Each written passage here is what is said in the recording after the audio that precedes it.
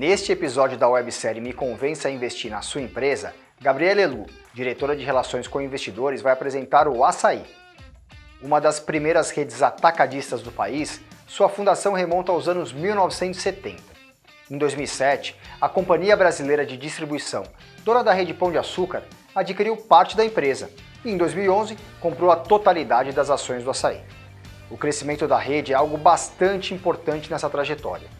Em 2017, por exemplo, o Assaí se tornou a maior marca em termos de receita bruta do grupo francês Casino. Com 268,4 milhões de ações emitidas, 58,5% dos papéis ASAI3 estão em livre circulação no mercado. O Casino detém 41,2% das ações. Atualmente, é o segundo maior player entre os varejistas brasileiros, com receita bruta de quase 40 bilhões em 2020. São 184 lojas em 23 estados e uma média de 18 novas aberturas por ano. Acompanhe a seguir a entrevista com Gabriela Helu, diretora de Relações com Investidores do Assaí. E aí, vai investir? Gabriele, quais são as maiores oportunidades que o seu setor oferece? Olha, Márcio, o Cash and Carry, ele vem para suprir uma dificuldade muito grande que existe no Brasil, que é a logística, né? O Brasil é um país que tem dimensões continentais e a nossa infraestrutura é super deficitária, né? Então tem regiões que a indústria não consegue chegar, não consegue atender. E esse é o papel do Cash and Carry. Só para você ter uma ideia, no Assaí, por exemplo, a gente tem lojas que estão a mais de 4.000 quilômetros de distância na região norte. Né? E esse formato ele é bastante resiliente, por quê? Porque ele atende tanto os comerciantes quanto o consumidor final, né? Então ele acaba se dando bem em momentos que a economia está mais fragilizada ou mais aquecida. E é nesse momento, na verdade, que a gente está vivendo agora da pandemia, com a economia um pouco mais fragilizada, que os consumidores finais procuraram o Cash and Carry, e o Assaí é um player que está bem posicionado para esse público, né?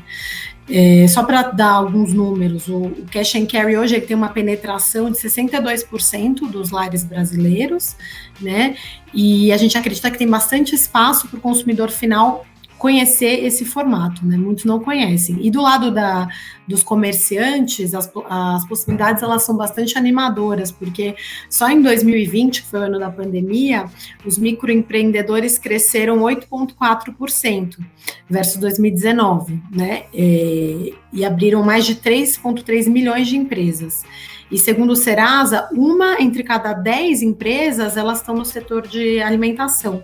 Então, esse potencial do segmento dos transformadores, que a gente chama, restaurantes, todos que vão transformar os alimentos, e que atualmente está bastante afetado pela pandemia, ele é enorme, né? E a gente acredita que com o aumento da vacinação, a retomada do comércio, turismo, os bares, né, certamente a gente vai ver uma euforia e vamos ver aí um grande crescimento pós-pandemia.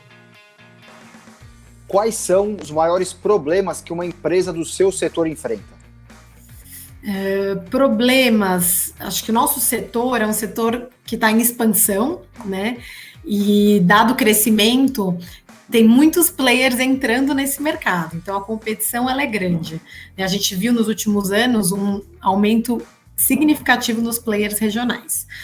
Um outro ponto que também é ligado ao crescimento desse setor é a expansão.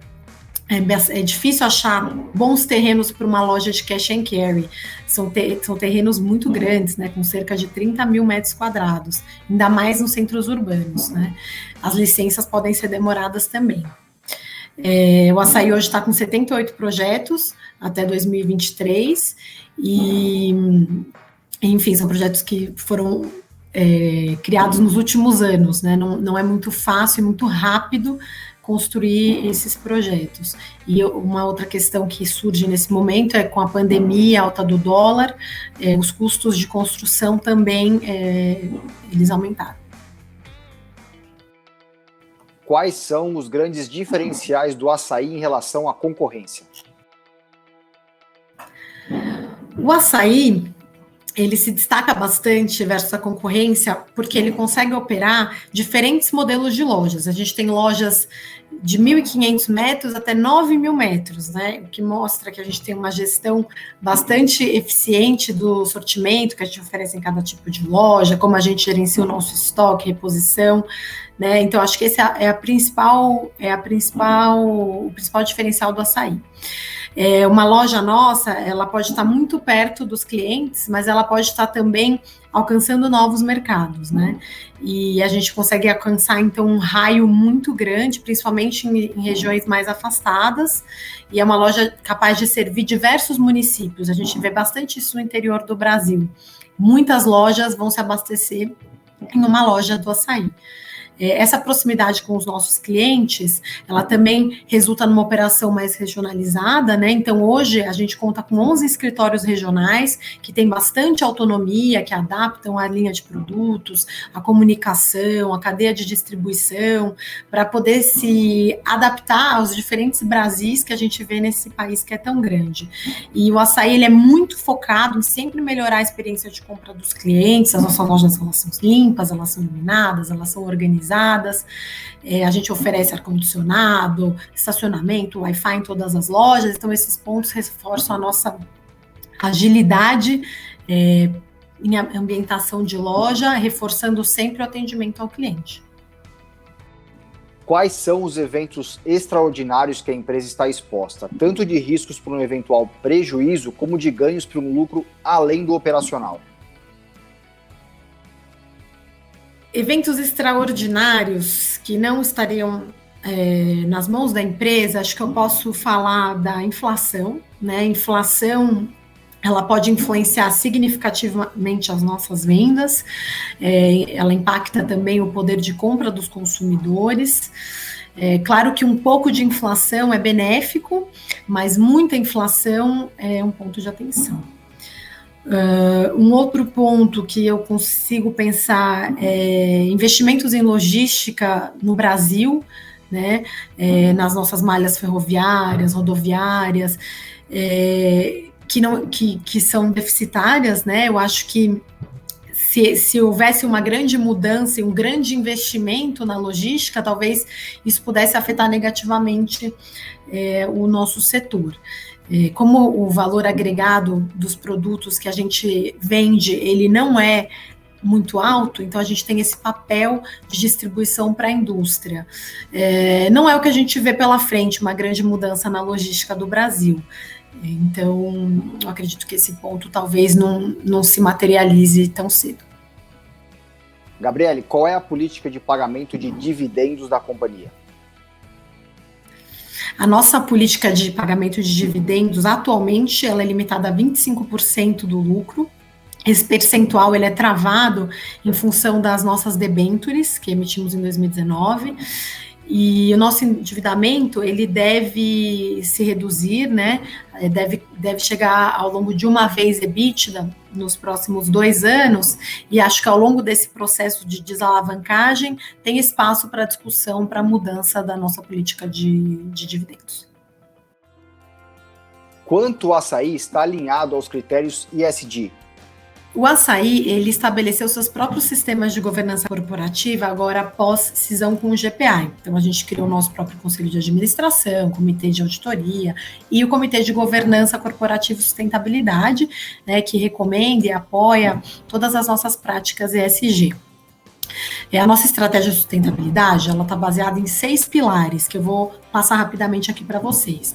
Temos a gestão do impacto ambiental, que é para combater mudanças climáticas, inovar, aperfeiçoar a gestão ambiental dos nossos negócios, a transformação da cadeia de valor, que é co-construir cadeias de valor comprometidas com o meio ambiente e as pessoas, o consumo e oferta consciente para apoiar e sensibilizar o consumidor na escolha de produtos e atitudes mais sustentáveis, o engajamento com a sociedade, que é para ser um agente mobilizador e promover oportunidades mais inclusivas e justas, a gestão integrada e transparência para consolidar práticas sociais e ambientais de governança a partir de relações éticas e transparentes com os stakeholders. E o sexto, valorização da nossa gente, né, ser referência na promoção da diversidade, inclusão e sustentabilidade por meio dos nossos colaboradores. Então, eu trouxe para vocês alguns exemplos relacionados a essa estratégia. Para vocês terem uma ideia, hoje temos 186 lojas e 172 estão no mercado livre de energia.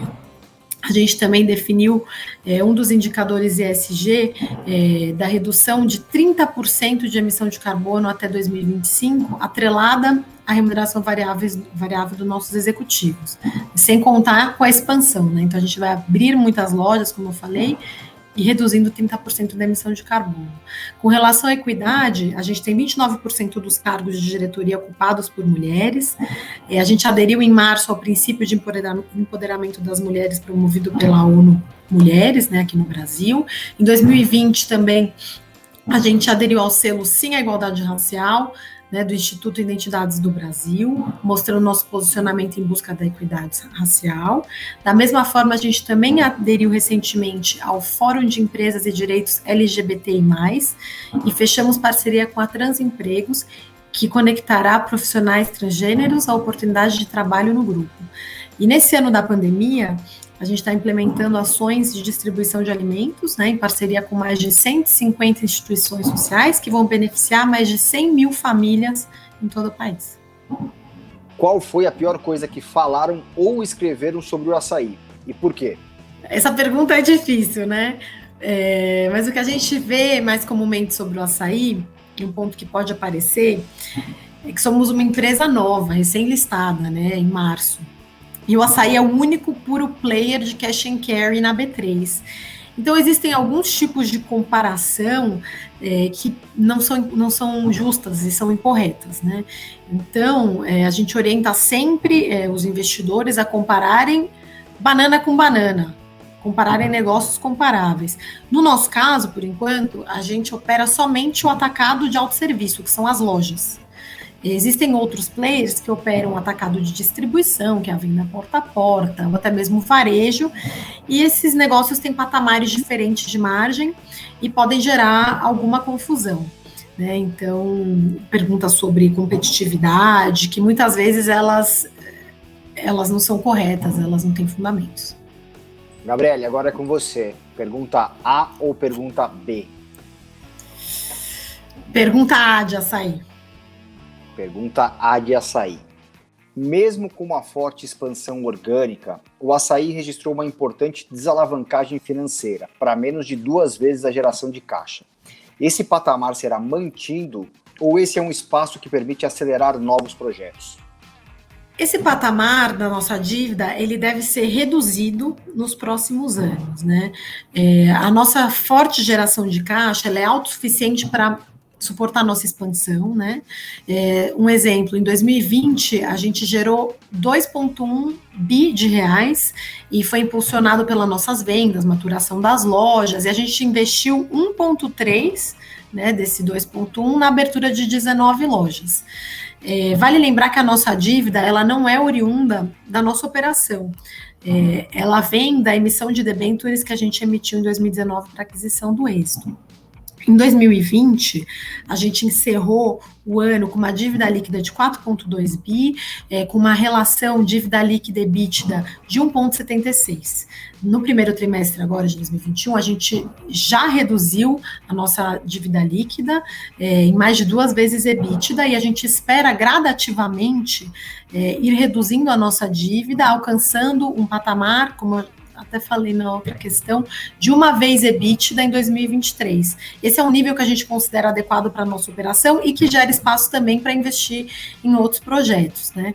Em complemento, a gente captou agora, no segundo trimestre, 1,6 bi numa operação de debêntures que estão com condições e prazos melhores do que a nossa dívida anterior, né? só mais um quantificando, né? O cupom médio que a gente emitiu agora é de CDI mais 1,8, com duração média de 6 anos, versus uma dívida que a gente tem de CDI mais 2,5, 3 e vencimento até 2023, né? Então, a gente deve amortizar e amortizando a nossa dívida, alongando e reduzindo o custo.